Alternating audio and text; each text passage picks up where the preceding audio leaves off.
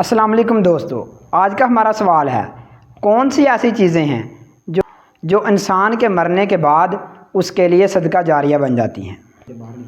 جی وعلیکم السلام۔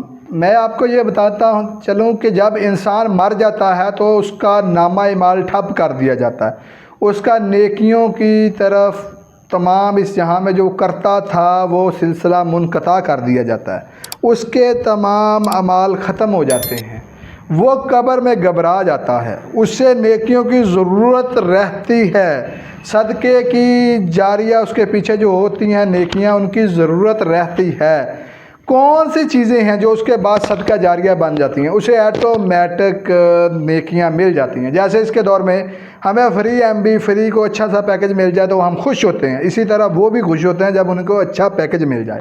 ان کے پیکج کون سے ہیں؟ ان کے پیکج ہیں جو علم مرنے والے نے کسی کو نفع کے طور پر دیا ہو، اچھا علم، دینی علم جو کسی کو دیا ہو، اس سے دوسروں کا فائدہ ہو، وہ اس کے لیے صدقہ جاریہ ہے۔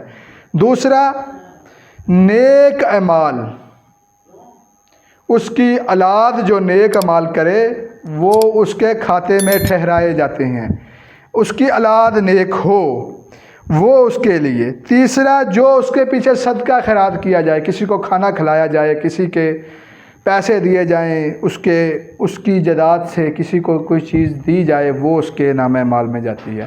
اسی لیے جزاک اللہ خیرہ، اپنی اولاد کو نیک کیجئے، تربیت کا وقت دیجئے۔